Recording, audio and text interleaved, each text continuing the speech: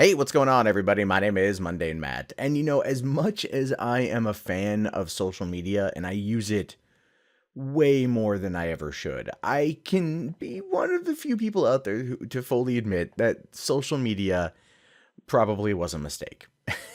We don't need to have that much access into other people's lives. And to be fair, we don't need to provide that much access into our own lives for other people. However, in some cases, it can lead to the saving of a person or the reporting of a crime or something even worse. So over there in Sweden, a gang raped a woman and live streamed the whole thing to Facebook because this is the world we live in, and we are all totally fucked. So a woman was gang raped in Sweden by a group of men who broadcast a horrific attack to Facebook Live. Disgusted witnesses who saw the footage said the men only stopped their horrendous attack when police stormed the flat and stopped the broadcast. Okay, so that's good. That's, well, horrible that it happened, but it's good that they were caught in the act of doing it and they weren't able to get away. That's I think, the key thing here for getting justice. Swedish officers have arrested 3 men in connection with the attack after a member of the public alerted police to the incident just before 8:30 in the morning. The rape is said to have taken place in the apartment in the city of Uppsala. Armed officers have cordoned off the area surrounding the home where the crime took place, where scenes of the crime officers are undertaking a technical examination. Police are not revealing information about the matter, but confirmed 3 people have been arrested on suspicion of aggravated rape. The 3 suspects were born in 1992, 1996, and 1998 after the horrific attack was apparently broadcast live on Facebook. It's interesting that they bring up their when they were born. So one's 24, one's 22, and one is soon to be 19. So these are young men. I have noticed though that they haven't revealed any of the ethnicity of the potential attackers here, probably because they don't want to spark any kind of debate on the subject.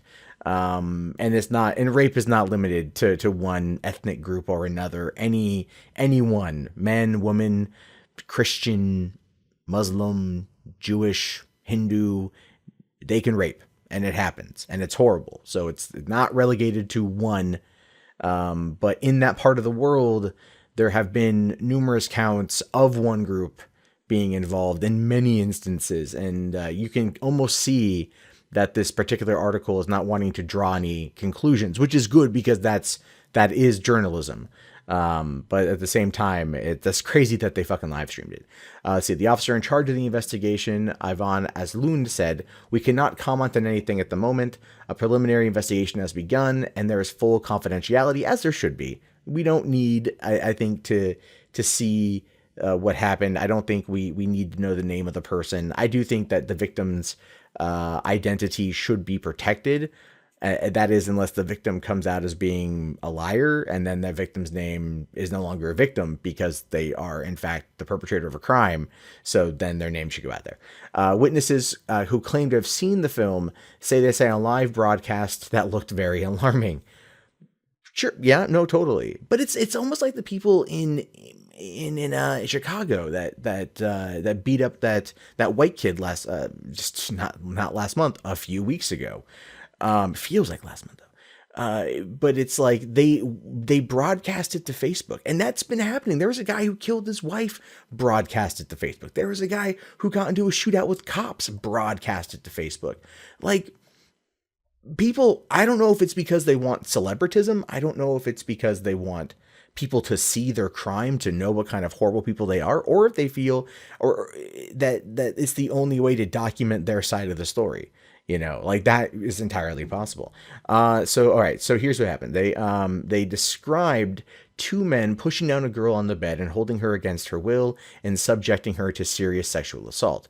According to the local tabloid Aftonbladet, at first, they thought the sinister video was a joke before realizing it was real, and more than 200 people watched it live. Another witness said the crime was broadcast on a closed Facebook group. Now that's interesting there. Closed Facebook group. Now, clearly at this point, probably because the video was streamed there, the Facebook group is probably closed as a result of that, either from Facebook itself stepping in and shutting it down, or the owner of the group not wanting to be associated with this closed it down. And there's you could go either way. But like, why I just don't get why he would stream that shit. You see, he told Sweden's Expressen, the first thing you think is, how can you do such a thing to a girl? How can you do it live when you know you're going to go there? And then he says, I think it's totally screwed, totally sick. According to the reports, one of the clips showed the final sequences of the incident and appears to show the police stepping into picture and interrupting transmission. So clearly this was going on for a while. And it had to be that way. It clearly, there had to have been a long enough rape incident where the police could identify the person, identify the location, and then just based on the tips and probably the link to the video as it was happening, and then go in and put a stop to it. So if it happened, like, that's pretty crazy that this thing was going on long enough for the cops to hone in like that, because it wasn't like super quick. It definitely, this thing took some time, which actually makes it more horrendous, right? It does. It makes it more horrendous overall that they would do this sort of thing. It wasn't like recording one's crime quickly for the thrill of it and then getting away. It's like the cop said at the end there, why would you do this? Why would you put this out there and you're going to get caught? And it just makes me wonder if these kids don't think they're going to get caught. We do live in a day and age when people will post anything on social media and not realize the ramifications of posting it, and we know that people get busted for posting shit on Facebook and Twitter all the fucking time. People who have threatened presidents on Twitter have gone to jail. There was a 19-year-old black kid who threatened to kill Obama on Twitter. He went to federal prison for a year. There was a woman the other day that was calling for the assassination of Donald Trump. Secret Service showed up at her door. These kind of things happen. What you post online can have real world consequences. And as much as I defend freedom of speech and freedom of expression, one's call for violence kind of does away with those things. But in a situation like this, where there's a gang rape of a young woman in a live stream on Facebook, it's just like, sadly, I'm not shocked by this. It's horrific. It's terrible. It's horrifying. But I have seen these things just keep happening and happening. And it's not just the streaming on Facebook part. It's the increased amount of sexual assaults that are coming out of Sweden and that part of the world. And it's like, I'm not shocked by it anymore, which is incredibly sad. I'm not trying to normalize the behavior. I'm not calling for it to be normalized. It should be punished to the fullest extent of the law, but it's pretty fucking prevalent in that culture, and there is a core reason for it. And you know what, there could be multiple excuses given for what that core reason is, and I don't know, and I don't want to make a blame. I'm not trying to claim one group over another, as many people out there probably would. They would want to make that claim. They want to make that assault on it would be Islam. They would claim Islam. But there was a guy in Germany or Austria, 19-year-old Afghani refugee, raped a 10-year-old boy because it was a sexual emergency and had had sex in 4 months. And that was and his lawyers tried to argue that the kid consented. It's madness. And I think, I'm wondering, I'm just putting this out there, I'm wondering if a lot of this response or lack thereof has to do with people not wanting to come across as being labeled as bigoted, misogynistic, or Islamophobic. And so they're just not calling things what they are, and they're just kind of letting them slide. And that is more horrifying than anything else, because people's behaviors are not representative of their culture, in my opinion. I do not think that everyone who is a Muslim is a terrorist. I do not think that everyone who is a Mexican is a rapist, paraphrasing Donald Trump. But there are assholes out there that use it as a way of justifying their actions.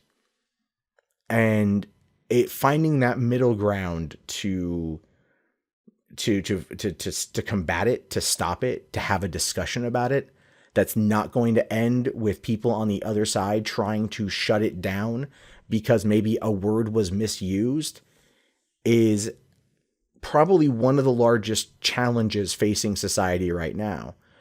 And that's not going to end until we actually come forward and call things what they are. You know, these are three men who gang raped a woman on live stream on Facebook. They have been arrested, and I hope they get what's coming to them. And I hope to God that I don't hear about this story in a week or two where some fucking slimy ass cocksucking lawyer, because, oh, well, their religion told them to do it. And then it becomes this whole bigger thing than just three dudes who are gigantic pieces of shit hurting somebody because they could.